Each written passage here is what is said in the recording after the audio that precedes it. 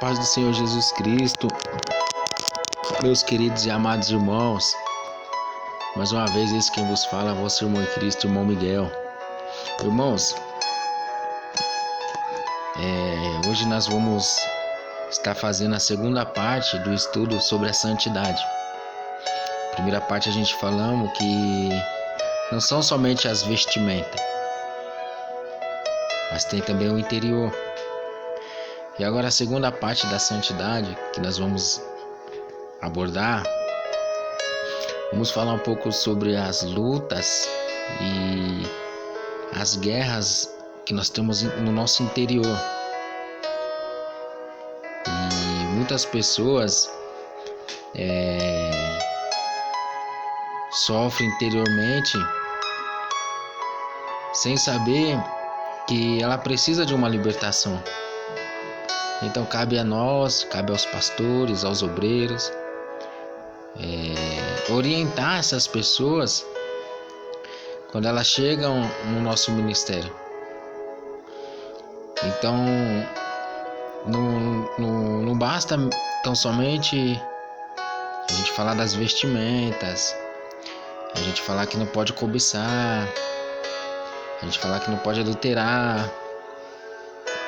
E muitas pessoas às vezes chegam no nosso ministério toda quebrada, sem contar que muitos que vêm dos ministérios dos falsos profetas, eles já vêm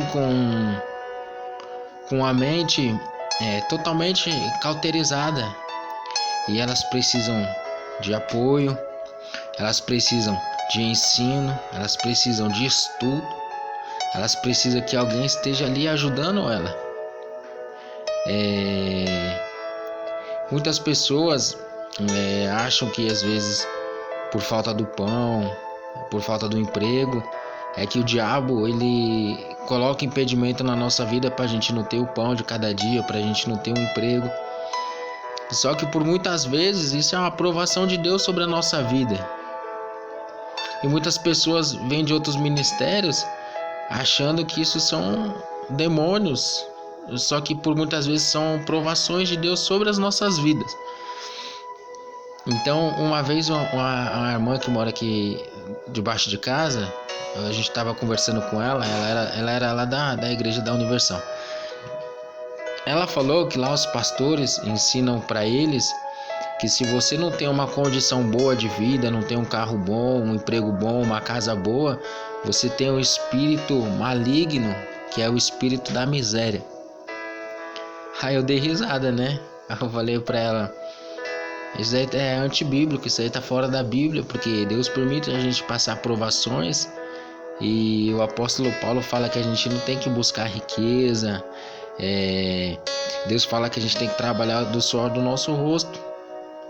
O pão ele vem do suor do nosso rosto, mas tem momento que Deus ele permite as portas fechar para ver onde está o nosso coração. E tem pessoas que não entendem que entre o tempo que fecha a porta, o tempo da aprovação e o tempo da bênção, é um determinado tempo que Deus prepara para nos preparar, para nos alicerçar, para nos enraizar na palavra dele. Eu passei por esse tempo, fiquei um bom tempo desempregado. Deus estava me forjando, Deus estava me preparando, Deus estava me capacitando. Então, só que eu não tive ninguém para me ensinar, não tive ninguém para me explicar. E muitas pessoas também não têm ninguém para ensinar, para explicar para ela que tem momento na nossa vida que Deus ele nos prova. Aconteceu com muitos servos de Deus. Então, esse tipo de estudo é que nós temos também que dar para as pessoas que vêm para o nosso ministério. E isso faz parte da santificação também. E vamos entrar na palavra. Gênesis capítulo 27, versículo 18, fala desse jeito. Gênesis capítulo 27, versículo 18, fala assim: E veio ele a seu pai e disse: Meu pai. E ele disse: Eis-me aqui. Quem és tu, meu filho? E Jacó disse a seu pai: Eu sou Esaú, teu primogênito. Tenho feito como me disseste. Levanta-te agora, assenta-te e come da minha caça, para que a tua alma me abençoe. Então disse Isaque a seu filho: Como é isto que tão cedo a achaste, filho meu? E ele disse: porque o Senhor teu Deus a mandou ao meu encontro. E disse Isaque a Jacó: chega-te agora para que te apalpe, meu filho, se és meu filho Esaú mesmo ou não. Então se chegou Jacó a Isaque, seu pai, que o apalpou e disse: a voz é a voz de Jacó, porém as mãos são as mãos de Esaú. E não o conheceu, porquanto as suas mãos estavam cabeludas, como as mãos de Esaú, seu irmão, e abençoou-o, e disse: és tu meu filho Esaú mesmo? E ele disse: eu sou. Então aqui nós vamos ver a história de Jacó e Esaú com seu pai Isaque. Nós vamos ver que quando Jacó e Esaú eles nascem, Deus ele faz uma promessa e fala que o maior servirá ao menor. Só que para isso acontecer na vida de Jacó, ele teve que passar por um processo. Para as promessas de Deus se cumprirem sobre a vida de Jacó, ele teve que passar por um processo muito grande. Porque ele enganou o seu pai, enganou o seu irmão juntamente com a sua mãe, e ainda colocou Deus no meio. Falou: não, Deus já preparou, foi Deus, seu Deus, que já preparou a caça para nós. E ainda depois Isaque ainda perguntou: és tu mesmo, Esaú? E ele disse: eu sou. Ou seja, mentiu por 3 vezes, né? Mentiu falando que era Esaú, mentiu falando que Deus tinha preparado a caça, e mentiu falando que novamente ele era mesmo Esaú. E seu pai Isaque lhe deu ainda uma oportunidade de se arrepender ali ele não se arrependeu. Então, para a promessa de Deus se cumprir sobre a vida de Jacó ele teve que passar por um processo muito grande. E ali nós vamos saber que Esaú, ele se irou com seu irmão, e ele fez uma promessa que quando o seu pai Isaque morresse, ele iria matar Jacó. E que sua mãe fez? Enviou ele para a cidade dos seus parentes, e lá Jacó esteve com Labão. E lá nós vamos saber que Labão fez a mesma coisa que Jacó fez com Esaú. Labão enganou a Jacó. Jacó trabalhou para casar com Raquel, e aí Labão deu Leia. Aí depois Jacó teve que trabalhar por Leia, e depois Jacó teve que trabalhar pelos gados. E aí no capítulo 31, do versículo 38, Jacó fala assim, quando Jacó ele sai com a sua fazenda, com seus filhos, com as suas mulheres, e Labão vai atrás dele. Quando Labão encontra Jacó fala assim: estes 20 anos estive eu contigo, as tuas ovelhas e as tuas cabras nunca abortaram, e não comi os carneiros do teu rebanho. Não te trouxe eu o despedaçado, eu o pagava. O furtado de dia e o furtado de noite, da minha mão o requerias.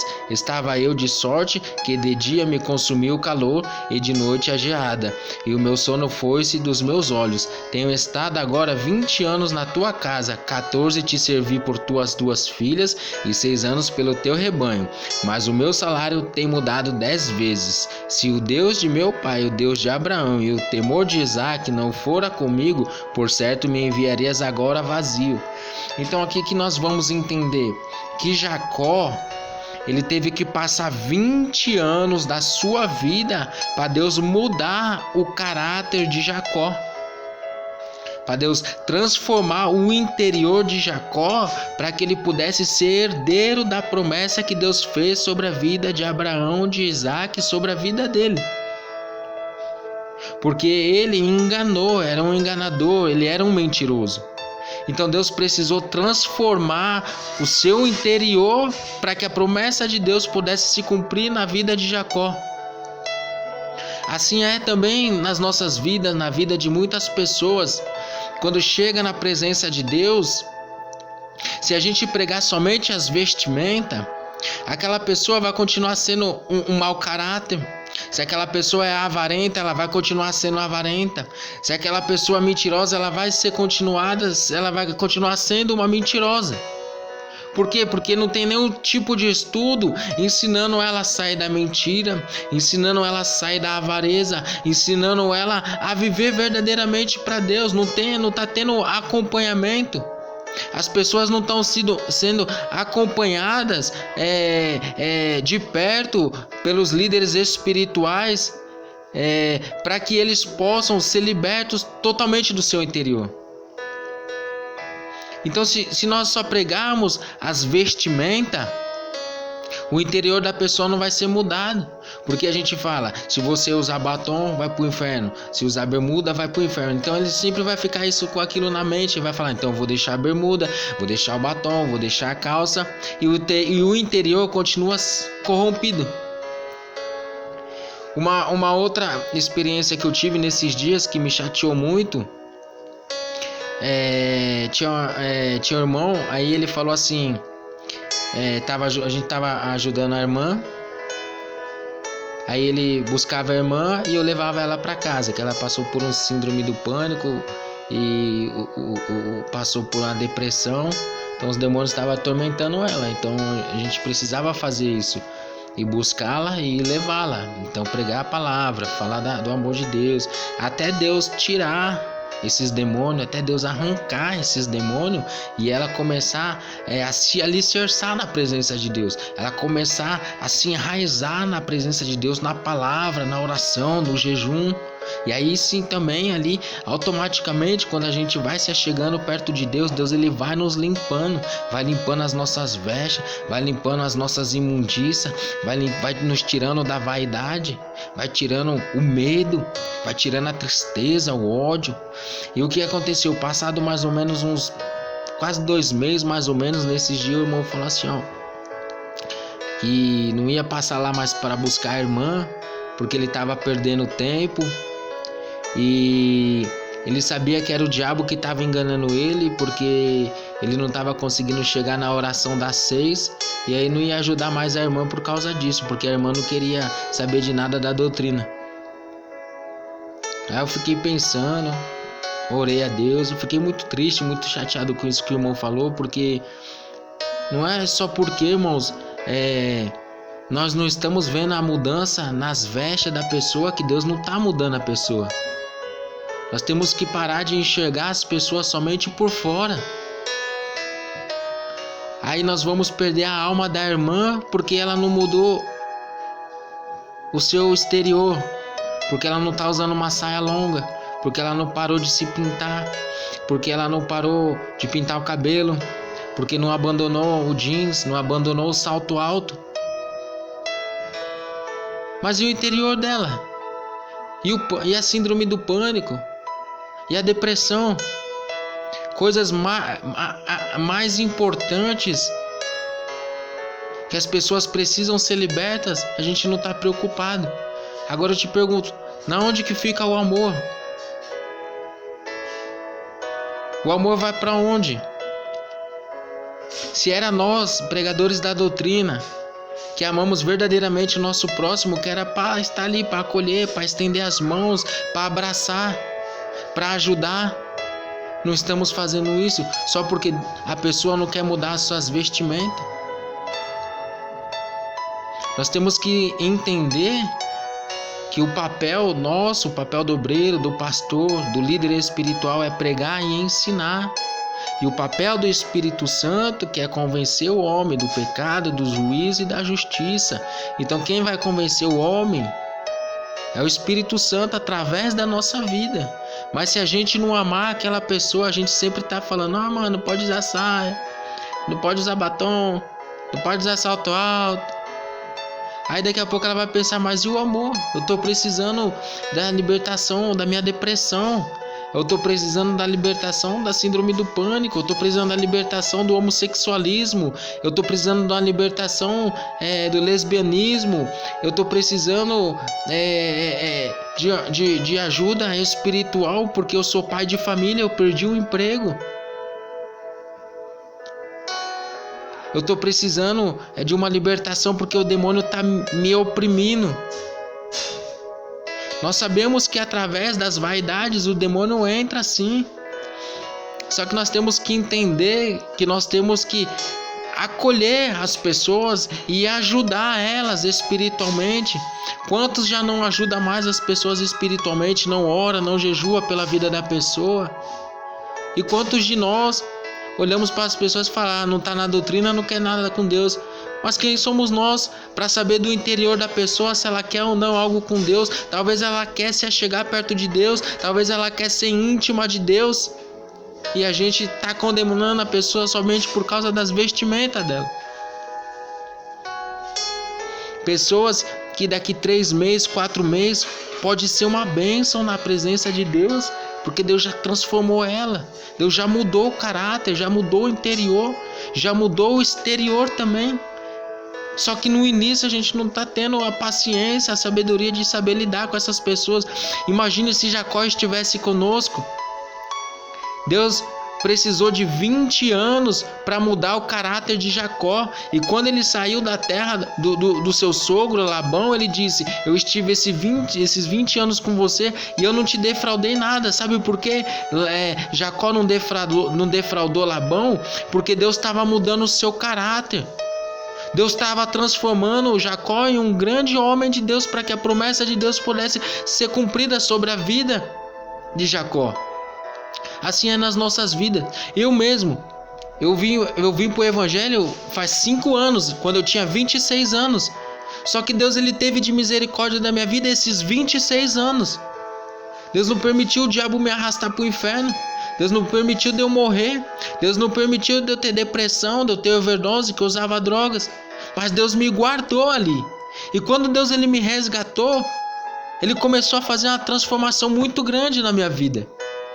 Só que eu não posso ser ingrato com Deus, de olhar para as pessoas e falar: essa pessoa não quer nada com Deus, aquela pessoa não quer nada com Deus. Peraí, eu também não quis nada com Deus nos meus 26 anos de vida. Aí a partir dos 26 anos que Deus me resgatou, Deus começou a me mudar, a me moldar. Não foi de uma hora para outra, não foi rápido. E porque nós queremos, agora que estamos na santa doutrina, agora que aprendemos a verdade de Deus, porque nós queremos que as pessoas sejam mudadas rápida. Nós queremos que as pessoas já tirem logo o salto alto, tira o batom, tira a maquiagem, tira a calça, tira tudo. E daqui 1 mês a pessoa já está totalmente limpa. Eu estou falando que o Espírito Santo não tem poder para fazer isso. Tem sim, mas eu estou falando que nós temos que ter paciência com as pessoas. Eu estou falando que as pessoas que vêm para o nosso ministério, que nós conseguimos chamar elas para vir, nós temos que entender que a vida toda elas foram enganadas. A vida toda ouviram pregações mentirosas de falsos profetas, de homens que só queriam saber da lã e da gordura da ovelha, de cães gulosos. E ali, a partir desse momento que ela vem para o nosso ministério, é uma luta muito grande para que ela possa entender que é necessário se separar totalmente do mundo. Ela vai ouvir pregações que nunca ela ouviu, ela vai ouvir versículos bíblicos que nunca ela ouviu na vida dela, porque nesses ministérios dos falsos profetas só fala da prosperidade. Só fala que vamos ser salvos pela graça. Só fala que Deus quer o coração. E no nosso ministério que pregamos a verdade, nós pregadores da santa doutrina, somos nós que temos que ajudar essas pessoas a sair do erro, a sair do engano. Mas se a gente só ficar falando da veste, a pessoa nunca vai sair do engano. E se ela mudar suas vestimentas, o seu interior continuará sendo corrompido se a gente não ensinar ela a mudar o seu interior. Às vezes a pessoa está passando um momento difícil na vida dela e a gente está falando das vestes. Mano, você tem que mudar sua veste, porque tá dando brecha pro inimigo. Irmão, você tem que largar o bermudão, tá dando brecha pro inimigo. Nós temos que ter mais sabedoria, irmãos, para ensinar as pessoas. Porque tem pessoas que estão passando por luta, tem pessoas que estão passando por guerra espiritual. Quando uma pessoa vem do mundo ou vem da igreja mundana para a igreja correta, uma igreja de doutrina, uma igreja que Deus se agrada, ela passa luta espiritual. Ela passa opressão. O diabo trabalha no emprego dela, levanta as pessoas contra a vida dela. E como que ela vai saber lidar com isso? Só se a gente ajudar, se a gente instruir, se a gente ensinar. A gente ensinar a pessoa. Você pode ver que essas pessoas são nervosas. Muitas pessoas falam palavrão, muitas pessoas falam gírias desses ministérios. E aí cabe a nós ensinar a pessoa: olha, Deus não se agrada da gíria, olha, Deus não se agrada do palavrão, Deus não se agrada que você fala esse tipo de palavra para o seu filho, esse tipo de palavra para o seu marido. Quantas mulheres não são submissas ao seu marido e não sabem que se morrer já estão condenadas, porque não são ensinadas nas igrejas dos falsos profetas. E quando chega nos nossos ministérios que pregamos a santa doutrina, nós temos que ensinar e não falar: irmã, a senhora é rebeldona, né? A senhora é isso, a senhora é aquilo. Não, irmãos, temos que ter sabedoria para ensinar as almas, para direcionar as almas no caminho correto. Se nós já estamos no caminho correto, nós temos que se preocupar em ensinar as almas no caminho correto, a ensinar a santa doutrina do corpo, da alma e do espírito. Deus, ele tem uma promessa na vida de todas as pessoas. Só que para se cumprir essa promessa na vida das pessoas, nós temos que querer, nós temos que ouvir, nós temos que aprender. E aí a promessa de Deus se cumpre na nossa vida. E aí, a partir desse momento, Deus, ele nos capacita para também ensinar as pessoas. E quantas pessoas estão descapacitadas dentro da casa de Deus? Não tem a parte espiritual para ensinar as pessoas. Falar mais do amor, da santificação, falar mais do arrependimento, falar mais do céu, falar mais do inferno, falar mais do amor ao seu próximo, falar que quem tem ódio, quem tem raiva, tem que ser liberto, falar dos frutos do Espírito. Não somente a doutrina exterior, que também é muito importante para todos nós. Porém, nós temos que falar de tudo um pouco. Pedir a sabedoria para Deus, para nós começarmos a colocar os cultos de ensino. Não somente os cultos que tem pregação, mas culto de ensino. Sentar os membros e o pastor vir com a Bíblia, vir com o caderno e falar: hoje nós vamos fazer o estudo sobre o casamento.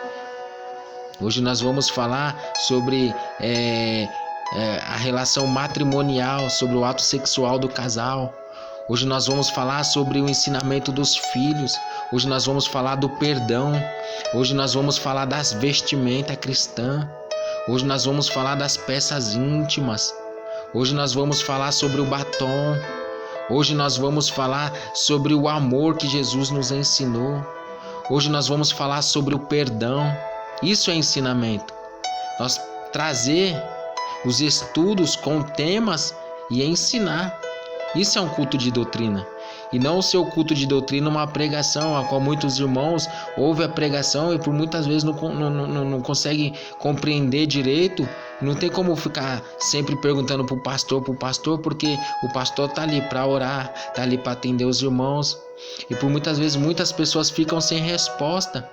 Então o culto de ensino serve para que as pessoas possam tirar as suas dúvidas e o pastor ensinar-lhe dentro da palavra de Deus. Aí a pessoa vai fazer o quê? Falar: meu Deus, eu preciso mudar o meu interior.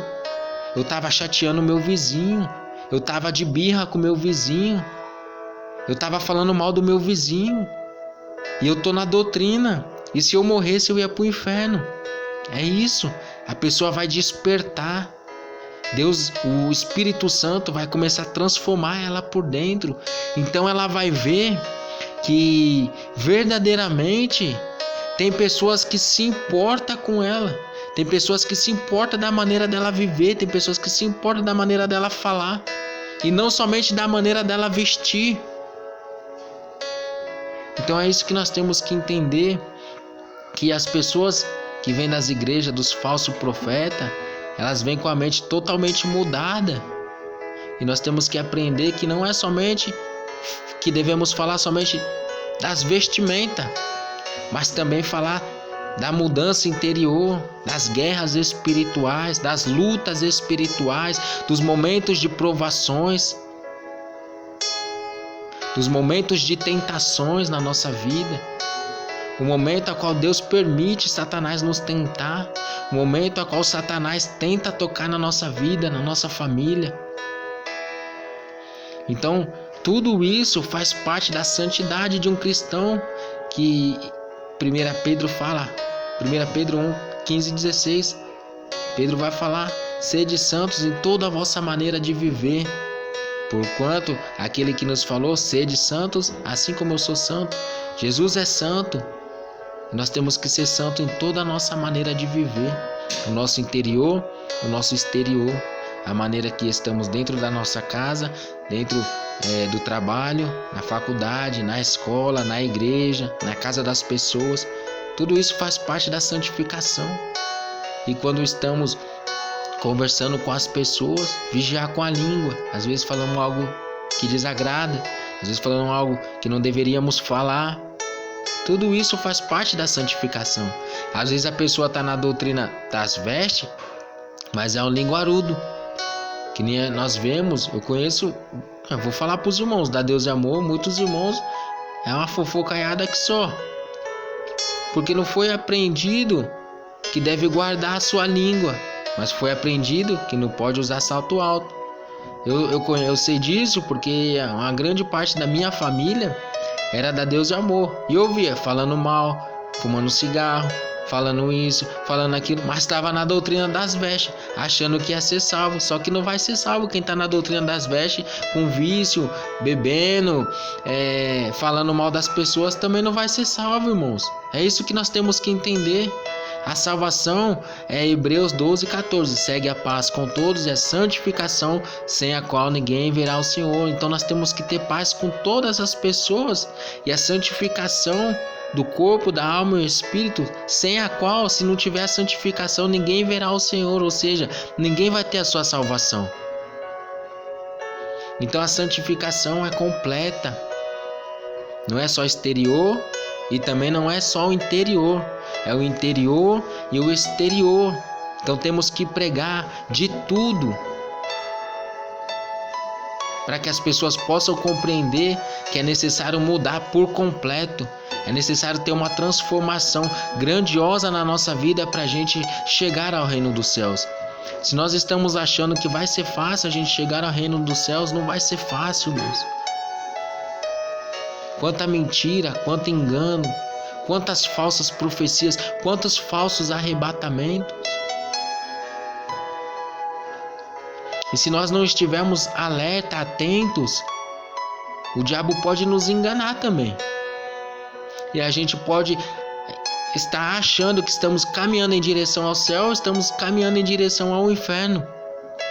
Então são tantas coisas que nós temos que se preocupar com a nossa vida como cristão e com a vida do nosso próximo como cristão, que não devemos apenas abrir o leque somente para a doutrina das vestimentas, mas também para o interior, e se preocupar verdadeiramente com o nosso próximo, que devemos amar mais o nosso próximo e entender que cada pessoa tem um momento de transformação através do Espírito Santo. Nós temos que entender que o Espírito Santo trabalha de uma forma diferente em cada pessoa, até o Espírito Santo deixar todo mundo da maneira que tem que ser, da maneira que ele quer. Ou seja, preparado para o dia do juízo final, preparado para o dia do arrebatamento, ou preparado para o dia que essa pessoa for descer à sepultura. Porque o céu é um só, então o padrão do céu é um só, é para todos, é igual para todo mundo. A santificação é igual para todos, só que o momento de cada pessoa é diferente. O processo de cada pessoa é diferente. Tem pessoas que se santificam com 1 ano, outras com 6 meses, outra com 3 meses, outra com 4 anos. E somos nós que temos que esperar o tempo do Espírito Santo para que essa pessoa possa estar na santificação da maneira que deve ser. Então que nós venhamos, irmãos, ajudar mais os nossos irmãos em oração. Não julgar os irmãos por causa das vestimentas, e pedir sabedoria para Deus para podermos ensinar essas pessoas que vêm de outro ministério e as pessoas que vêm do mundo. porque eles já sofreram muito nessas igrejas com tanto engano, já sofreram muito no mundo com o diabo enganando eles, com o diabo usando eles em tantas porcarias, em tantas coisas erradas, que eles precisam agora do nosso apoio, eles precisam do nosso amor. Então que Deus ele possa abençoar a vida dos meus irmãos e que venhamos ficar com mais essa segunda parte do estudo sobre a santidade, que venhamos refletir mais sobre a nossa vida e a vida do nosso próximo. O que nós estamos fazendo para ajudar o nosso próximo? Será que estamos ajudando ele a chegar perto de Deus ou estamos afundando ele? Amém? Que Deus possa abençoar a vida dos nossos irmãos e que fiquem todos na paz do Senhor Jesus.